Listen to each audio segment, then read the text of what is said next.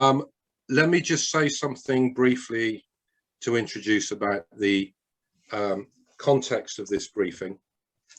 And it is one of a series of briefings that we are looking to undertake. So we will be following up in the new parliamentary year with additional briefings that are all centered around breaking down and explaining the narrative of apartheid as it applies to Israel's exercise of rule over the Palestinian people.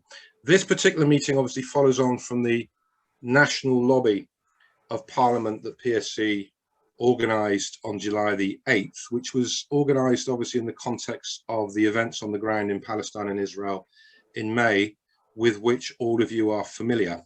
You will also, I'm sure, know that those events led to unprecedented mobilizations of support for the Palestinian people in the UK, certainly at levels not seen since 2014.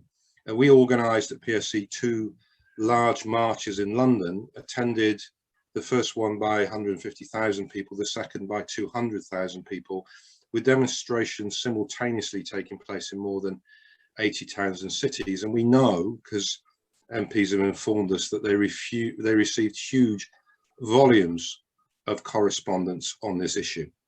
Now, as has been the case previously, in 2008-9 with Cast-led, in 2012, in 2014, part of the mainstream political response to these events is to frame this as a problem of an escalation of violence, requiring a response which is focused on bringing about a ceasefire and a restoration of so-called peace or calm. But of course, to prevent further episodes of sustained and intense violence and killing, this requires addressing the fundamental underlying causes. And this requires, in our view, a clear understanding of the nature of the oppression of the Palestinian people.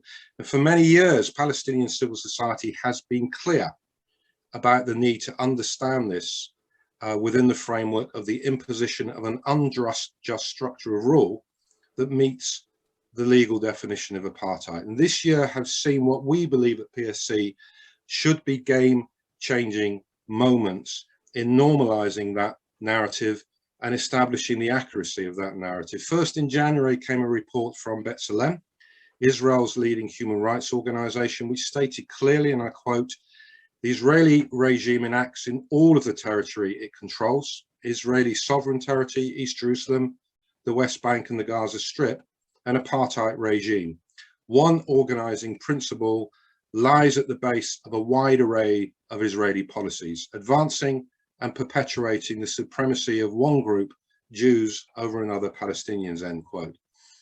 And then in April came the release of Human Rights Watch report, A Threshold Cross, which stated, and again I quote, "Israeli authorities methodically privilege Jewish Israelis, discriminate against Palestinians. Laws, policies and statements by leading Israeli officials make plain that the objective of maintaining Jewish Israeli control over demographics, political power and land has long guided government policy.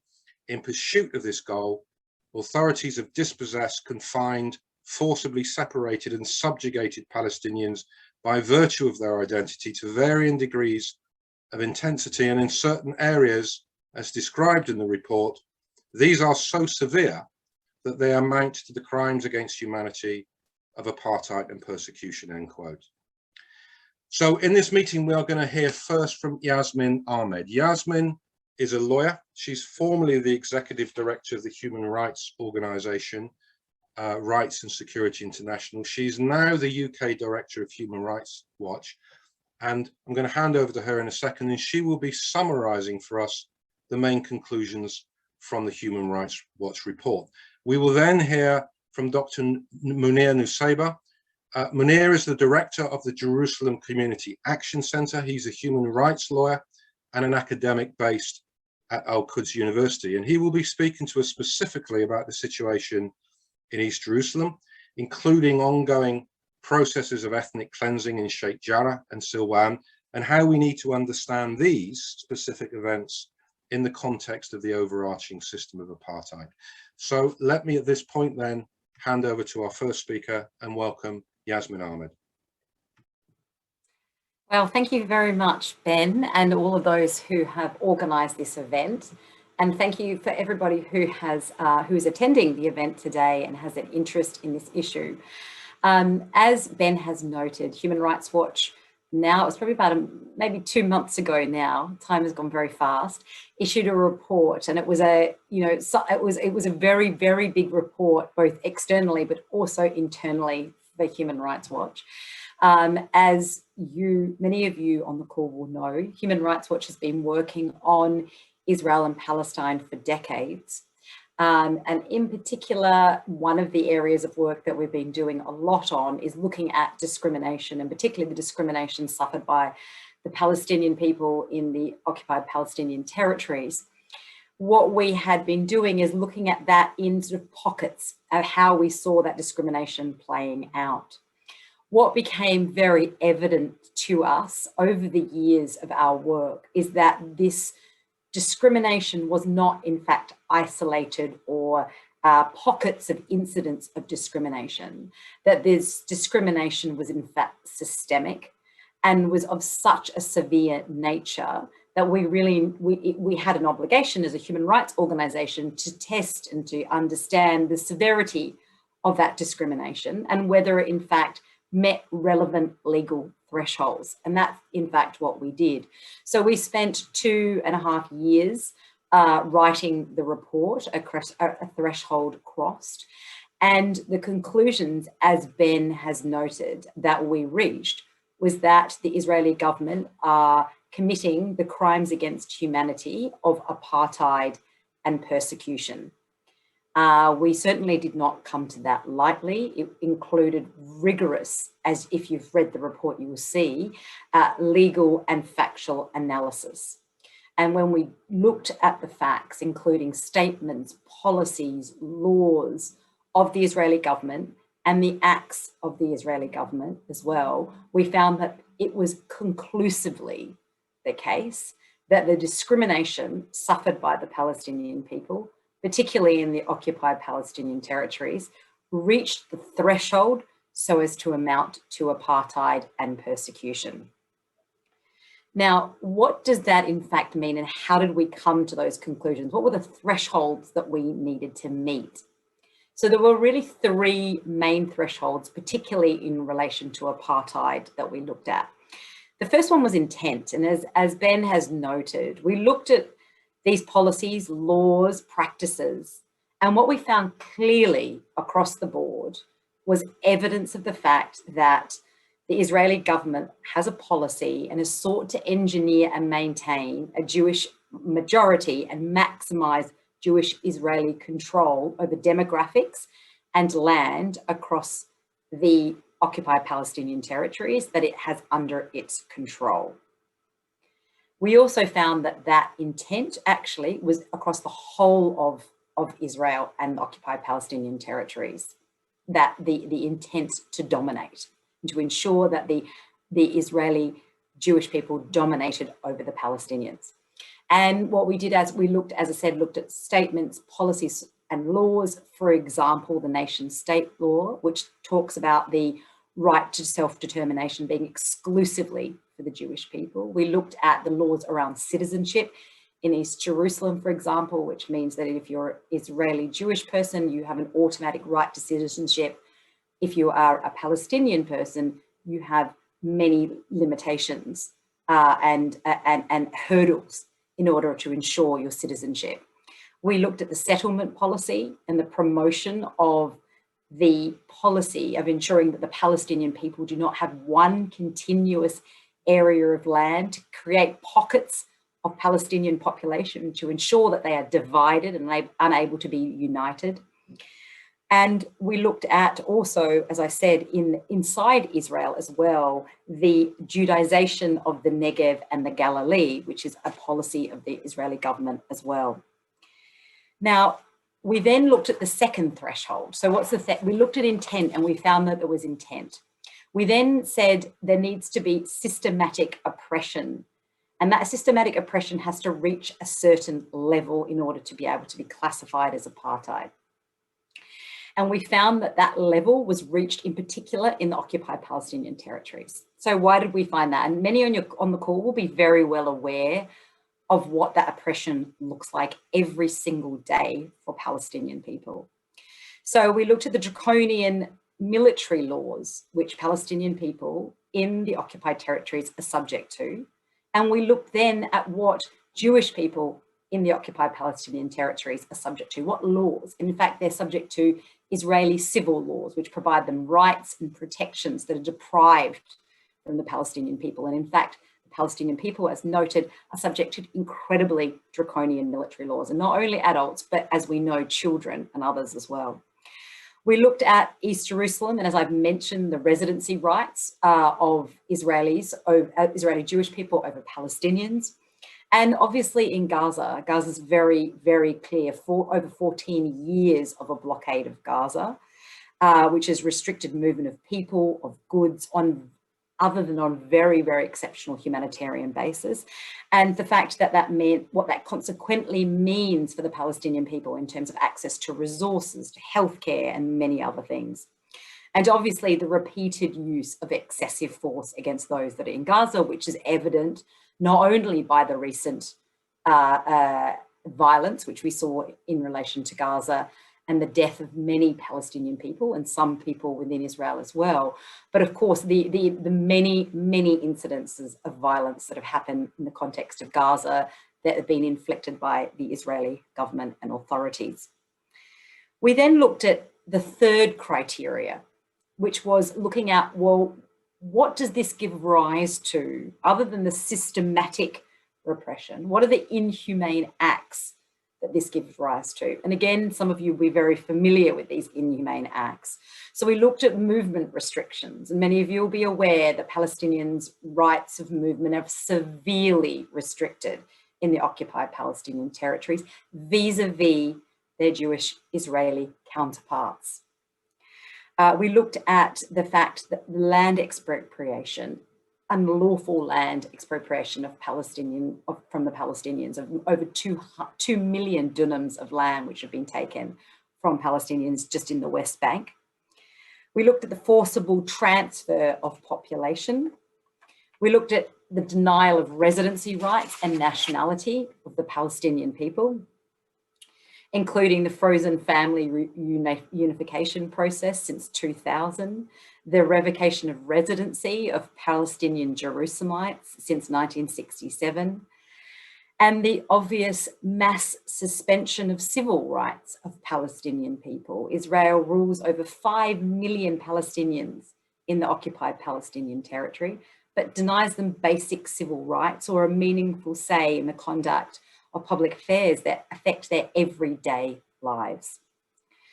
So we set that out very clearly in our report, and then we set down a host of recommendations that we think are necessary for the UN, for Israel, for other states globally to take steps that they must take in order to rectify this. And as Ben said, the main point that overlies all our recommendations from Human Rights Watch is that the narrative that has been ongoing for many, many decades, that this is a temporary occupation that will be solved by a peace process, needs to be disrupted. And that needs to be disrupted not because we do not want a peace process. Certainly that should keep going. But what that has done, it has blanketed out the reality of Palestinians on the ground who every day are subject to this systemic, severe forms of discrimination. So I will quickly list our recommendations, and then I will turn over to my colleague Munir. But the first recommendation is that states need to recognise these as crimes. They need to recognise that what the Israeli government are doing are crimes against humanity of apartheid and persecution. We also called for, and something that got picked up, unfortunately, off the back of the severe, severe violence that happened only months ago, was that the UN Commission of Inquiry was set up by the Human Rights Council. And so that's a really significant win. And that UN Commission of Inquiry is specifically looking at these underlying causes of violence and conflict. And that's what we have been pushing for alongside Palestinian and Israeli NGOs. We're saying that there should be investigations and prosecutions. As we all know, there is currently investigations at the International Criminal Court into conduct both by Israel and the Palestinian Authority in relation to what's happening in the OPTs. And we're saying that in addition to what they're already looking at, they should be looking at these crimes as well. And that states should be exercising universal jurisdiction. They should be exercising it legitimately and making it difficult for Israelis and Israeli authorities to continue to do this and continue to go about their lives as they do. Targeted sanctions for those implicated in the crimes, and very importantly, the conditioning of arms and any military assistance or cooperation with Israel on the basis that they stop committing these crimes and they take tangible steps and reach benchmarks in relation to those things. So I will leave it there, but that's essentially in a nutshell where we have got to, but I would be very, very happy to receive any questions at the end of the presentations. Thank you, Yasmine, and thank you for replicating how I would describe the report, which is clear, comprehensive, and forensic. And I'm hoping in the questions at the end, the important points that Yasmine has raised about what flows from this narrative. If this narrative and analysis is accepted, then what are the consequences that flow? I hope that's something we can return to in the questions. So I want to now hand over to our second speaker, Munir Nuseibah. One of the mechanisms, as Yasmine just repeated, touched on in the report for implementing a system of apartheid is a range of policies and actions designed to control demographics and land ownership, as the report defines it, seeking maximal land with minimal Palestinians. So Munir is going to talk about how does that actually present itself in reality for Palestinians in Jerusalem in the context of a very specific policy called Judaization, which is designed to ensure that there is a permanent Jewish majority. But what does that actually mean in terms of the implementation of specific policies and actions as they visit themselves on Palestinians living in East Jerusalem? So delighted to welcome Munir Nuseibah. Thank you very much, Ben and James, and thanks to everyone who is attending today, and many thanks also to Yasmine for her presentation and for her hard work. So as you mentioned, Ben, I'm presenting today about part of the Judaization work that the Israeli state authorities conduct, specifically in Jerusalem and specifically in the neighborhoods of Sheikh Jarrah and Silwan, because this is a contemporary issue that is currently being followed internationally, and it's part of the reasons that led to the most recent war that took place, as well as demonstrations in the streets of Jerusalem, as well as the rest of Palestine, in fact. But it's very important also to start by saying that the Judaization process is very comprehensive. It's much more complex and much more detailed than the example that I'm going to give today. So today I'm going to talk about specific tools that are being used in Jerusalem in order to transfer and displace Palestinians from the occupied city of Jerusalem from their homes, and replace these individuals with settlers. It's important to mention first that the state itself has been very active in building settlements in and around Jerusalem.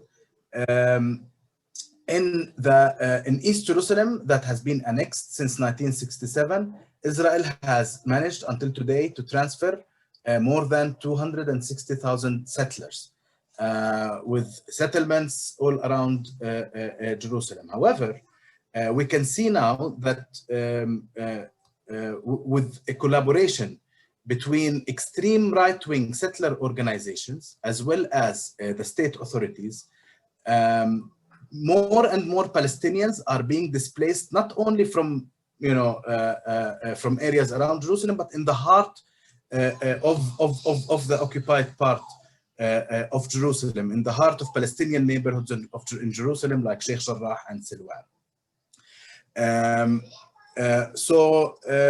And I will start by saying that there are two specific laws that have been key in being instruments that have been used to make these, to actually make this Judaization. The first one is called the Absentee Property Law of 1950. This is a law that Israel enacted in 1950, a couple of years after its establishment. And this law has aimed at transferring and confiscating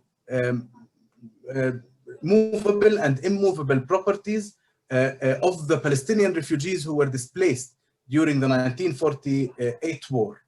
And then when Israel occupied East Jerusalem, it also applied it on East Jerusalem, because once Israel occupied East Jerusalem, it annexed East Jerusalem and it applied Israeli law in East Jerusalem. And then it applied this law, of course, as well as other laws. And then it became applicable for Palestinians who have property in Jerusalem, who live in the West Bank or Gaza, or who became refugees abroad.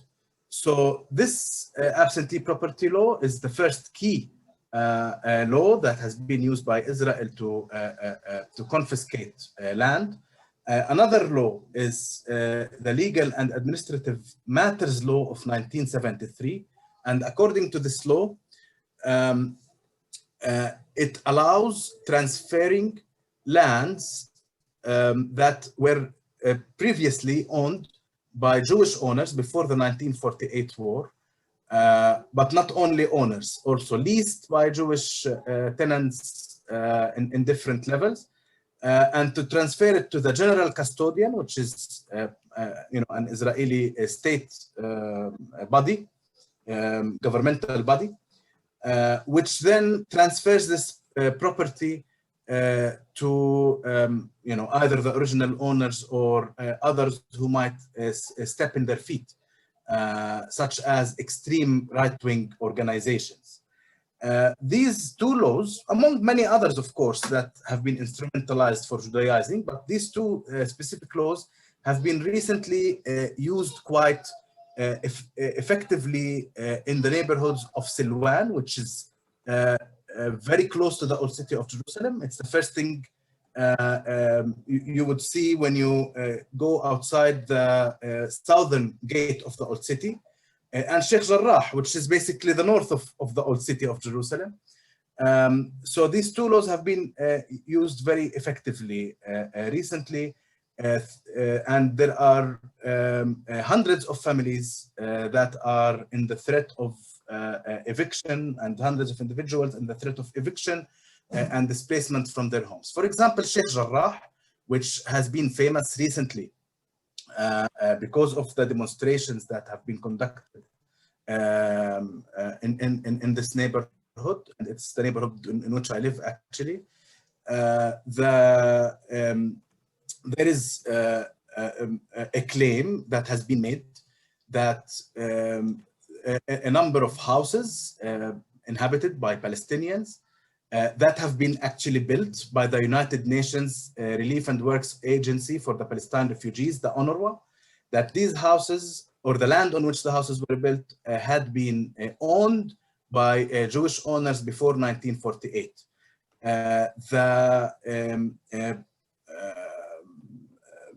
A settler organization has been going to the Israeli courts in order to claim this ownership. And back in the 70s, they managed to get an oral agreement with the lawyer who represented the Palestinian and Israeli lawyer at the time who was representing the Palestinian residents, that they would be considered protected tenants, although they maintain that they have never been told that this has been the agreement, and therefore they have actually never paid rent to anybody, and they have continued to live in these houses normally. And then 40 years later, the Israeli settler organization came back to the Israeli courts and started a wave of eviction cases against residents, saying basically that they are tenants who do not pay rent.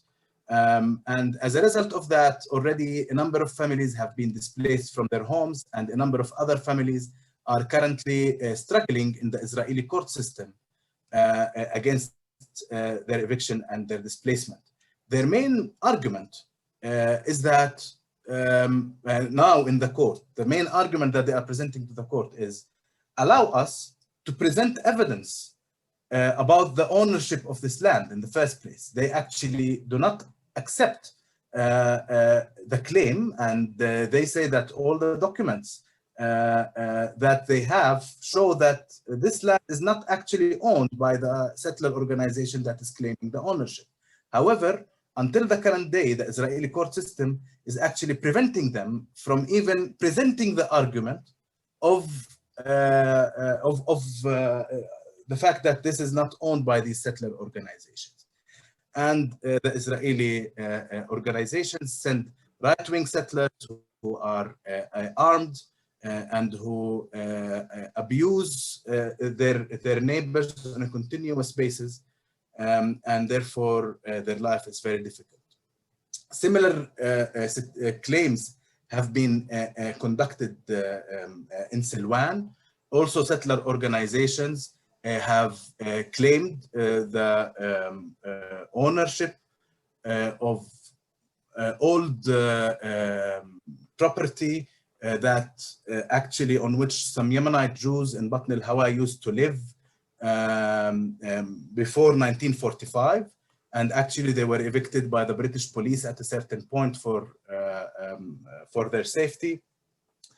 And then an Israeli settler organization went to the Israeli district court and claimed that a trust that used to work for the benefit of these Yemenite Jews has no people to administrate it, and they asked the court to give them the administration. The court gave them the administration, and then allowed them to start eviction cases against the families, even though they have nothing to do with the trust or with the individuals who used to live in these houses in the past. There are also many cases in which the absentee property custodian releases property to the settler organizations, real estate, property that is owned by Palestinians, but those who are, as I mentioned before, considered refugees, it actually releases it to settlers, and it has been proven in an Israeli governmental committee that the settler organizations themselves do the research, look for Palestinian. They tell the custodian, they ask the custodian to actually go and confiscate the lands, and then in some cases the land and the houses were transferred to the settler organizations without even tender or without any public public declarations. I see that my time is over, so I'll just say one final sentence. And my final sentence is to remind remind everyone that we are talking about occupied territory. East Jerusalem is occupied territory. In international law, an occupying power is not allowed to annex an occupied territory, is not allowed to apply their own law in an occupied territory. The occupying powers courts do not have jurisdiction in an occupied territory, and the law does not have applicability. In 1980, the United Nations Security Council issued a resolution, and this is only one example of many other examples about this, saying that the legislative and administrative measures and actions taken by Israel, the occupying power, which have altered or purport to alter the character and status of the holy city of Jerusalem, and in particular the recent basic law on Jerusalem, are null and void and must be rescinded forthwith. So basically, the system, the regime that is functioning in Jerusalem in the first place is null and void. And all the people who are trying to defend themselves within the Israeli corrupt court system are actually doing that, unfortunately, without hope, because this system is part of the colonization project in Jerusalem and in the rest of Palestine. Thank you very much, and sorry for taking 2 extra minutes. Thank you, Munir. Just as one thought that's come to me from what Munir said at the end there, I mean, a lot of the dialogue we've been having with MPs and parties in the past year since Israel announced its intention to try to complete a de jure annexation of further aspects of the West Bank, there have been a number of people saying, look, if Israel proceeds with this de jure annexation, then that would be the threshold to say there must be accountability measures, including, for example, a ban on the import of settlement goods.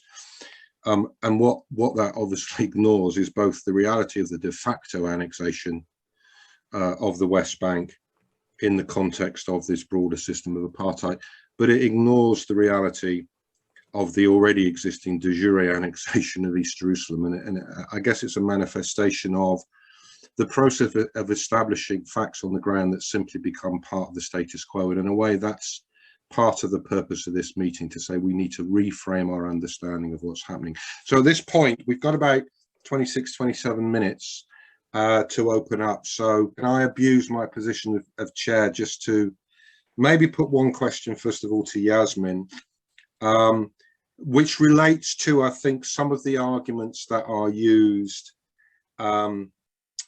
in relation to this narrative of an apartheid, and I'm wondering the extent to which you've come across those when you've briefed people about the report. But we've come across 2. One is, and I won't name the people involved, but when we did a private briefing session with some MPs in relation to the B'Tselem report, one of the responses when B'Tselem had presented their report was, we agree with every part of your analysis. We can't argue with the facts that you're presenting, telling us that this is apartheid, but do you think that's useful or helpful? In other words, is this divisive, and is this a narrative that we should avoid regardless of its accuracy? So that's one argument that we've had come back. The other is it really accurate to call it apartheid, because this doesn't look like South African apartheid? And obviously there are Palestinian members of the Knesset, Palestinian citizens of Israel can vote. So is it accurate to call this apartheid when it doesn't resemble apartheid as we saw it in South Africa?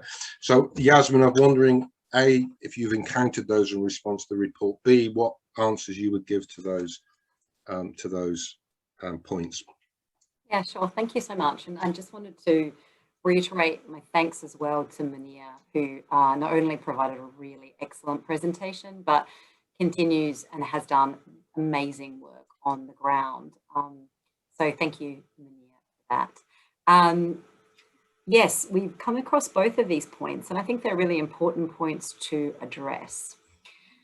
The first one around divisiveness. Yes, it's potentially divisive to call something out that is what it is. But that is our job as a human rights organisation, is to say that what we do in an objective manner is to assess the facts on the ground, and we have an obligation to do that because we do that all over the world. We've just come out with a report that found that China in Xinjiang is committing crimes against humanity. We found that the crime of apartheid was being committed in Myanmar against the Rohingya. That's what we do. And we can't and we won't stop and say, this is not politically the right thing to do, when in fact that is what is happening. So that's one thing. We as a human rights organisation have a mandate to assess facts, assess law, and determine the outcome of that. The second thing I would say is when people just say, is it divisive or not? I think, as you said, Ben, it goes to the question of when will we be ready to finally acknowledge the discrimination that is being suffered by the Palestinian people on a daily basis? When will we finally be ready to acknowledge that and ready to address that? And if what we are saying is that we don't like this word because this word forces us to address that and forces us to put aside the long-standing narrative that this is all temporary, despite the fact of over 50, 60 years of occupation and human rights abuses, then, well, it's necessary that we call a spade a spade. The second thing that I think is really important is in relation to, obviously, South Africa. Yes, this is not South Africa, and we've never claimed it is. There are differences between the two, but what we have said, and which is very clear under international law, is that, yes, the word apartheid and the understanding of apartheid grew out of South Africa, but subsequent to the apartheid regime, in fact, in South Africa being dismantled, the international community got together and said, we need to find a way of criminalizing the worst forms of discrimination against people. And in order to do so, they included the crime in the Rome Statute. So the crime of apartheid sits in the Rome Statute, not as something which is attached to South Africa. Certainly it's something that was informed by the situation of South Africa. But what it says to us and what that crime speaks to is the systemic discrimination that the international community, all those that signed up to the Rome Statute, including the UK and others, have said we need to be able to criminalise this conduct.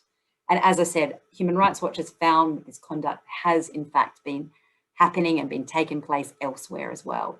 So I think to the two questions is, yes, it might feel uncomfortable. Yes, it might not feel quite right. But what we ask people to do is sit back for a second, take the emotion out of it, read the facts, look at the situation for what it is, and then come to the conclusion. And not one person, as you have said, Ben, that we have spoken to, governments, others, have at all in any way whatsoever challenged us on the facts of what we have and the conclusions that we have reached. Thank you, Yasmine. Munir, I don't know if there's anything you want to add. Otherwise, I want to open it up again to see if there are other questions. There was a further question I wanted to put myself, if there's space. But Munir, is there anything you wanted to add to the points that Yasmine's made? No, thank you. I think your answer, I agree with it totally. Yes. Okay.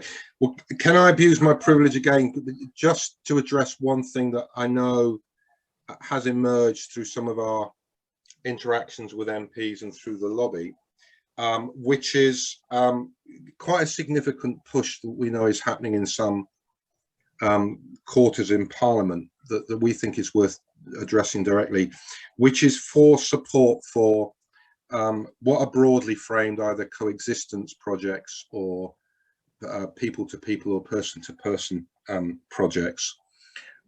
There is, as most of you will be aware, a drive for the British government, which has indicated it is assessing the issue to support the international fund that's been set up to promote such projects. Palestinian civil society has spoken a lot about why these are problematic. And the framing of these projects really is that the substantial issue here needs to be dealt with at a grassroots level through communications between Israelis and Palestinians so that they get to understand each other's stories and narratives, and that can be a useful way of making progress that does not demand an addressing of what might be the structure of inequality and the structure of power within which those sort of relationships are being conducted. That if you can just get people to sit down and understand each other's narratives, then that way you make progress. There's lots that we at PSC want to say about that and why it's flawed, but I wanted to put it to Munir because as a Palestinian on the ground, working with a range of organizations to try and achieve justice and address the situation, is there anything you'd want to say to those who are looking at such projects and wondering if actually they are a helpful way forward? Yes, thank you. Thank you for this question. This has been experimented quite deeply since the so-called peace process started back in 1993. A lot of money has been invested in flying Palestinians and Israelis out to beautiful countries and inviting them to do activities together like sailing or I don't know what, in order for them to discover that they are both human beings and that they can live together and all of that. But what these activities have not actually looked at is that we are actually currently, as Yasmine has shown in her presentation, living under apartheid. And therefore, this is not the right time for these types of activities. I'm sure that once the apartheid falls, and once justice prevails, and once transitional justice mechanisms have started to be implemented, and once refugees have returned to their homes in what became Israel in 1948, and once the law does not discriminate between Jews and non-Jews, once the law looks at you as a human being, once the state institutions think a person as a human being, when that stage comes, and I'm sure it's coming sooner or later, but when that stage actually comes, these activities will be necessary, I think. However, today, when there is an apartheid regime, what these activities are effectively doing is that they are convincing the victims of the apartheid regime to accept the regime as it is. I've actually heard several stories about how Palestinians who have gone there were led to believe that they should accept Zionism, accept facts on, several facts on the ground. And the whole issue of narratives, exchanging narratives is problematic for me. I did my own PhD thesis on transitional justice.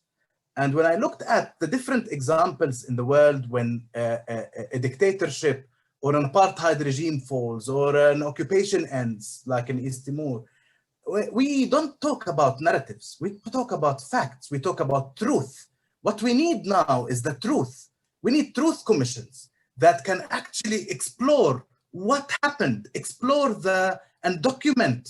So what we are doing right now as human rights organizations, Palestinian, Israeli, international, is that we are documenting the facts on the ground, and we are trying to establish the truth as it exists today. What we need is recognition, acknowledgement of these truths, and not just an exchange of narratives. The issue of narratives has become, I know that it became a big issue here in Palestine in the aftermath of Oslo peace agreement. Everybody should accept everybody's narrative, and everybody's narrative is right, there is nothing wrong, etc. And when I explored through this a little bit, I realized that that's not actually true. In the situations where oppression is ended, what we seek is the truth, and what we seek is justice. So once we have established truth and justice, then pushing people to understand each other and become closer together becomes very important. It will become a community activity that we will actually need. But today, this is called normalization. This is how Palestinians call it. It's called normalization. And the idea of normalization is that the goal of these activities is to normalize something that is not normal.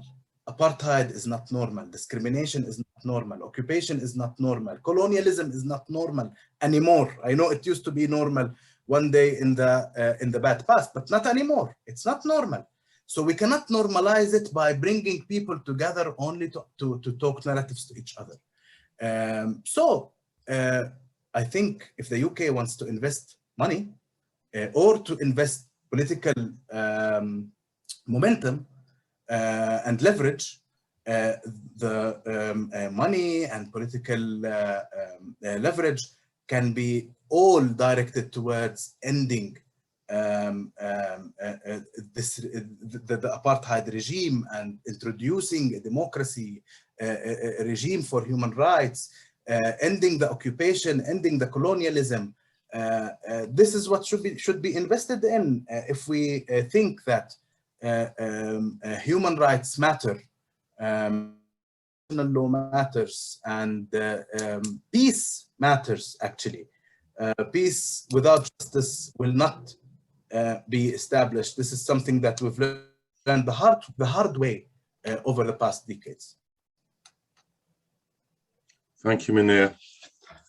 If I might add something from a personal perspective, it's an analogy that I know some resist, but my professional life before I came to work at PSC was in the field of domestic violence, where there were really two competing narratives about how one addressed the problem. And the one in which the organization I worked from was fully invested in was one that said the problem in nearly all cases of domestic violence is the imposition of power and control by one party over the other, usually a man over a woman.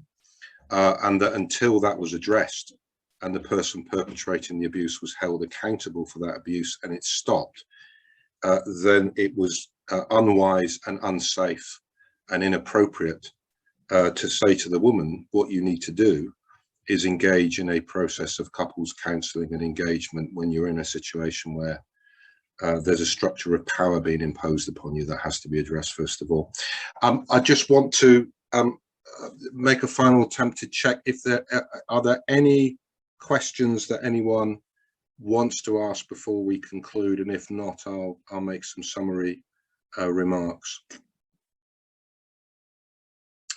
Okay, well, listen, can I first of all thank you for attending and giving your time to this, and I would ask you to join me virtually in giving thanks to Yasmine and Munir, both for their presentations, but for the important work that they're doing. Munir on the ground at the coal face, as it were, protecting those who are suffering this system of injustice and trying to find solutions on the ground. And Yasmine, the important work that Human Rights Watch is doing in normalizing this narrative.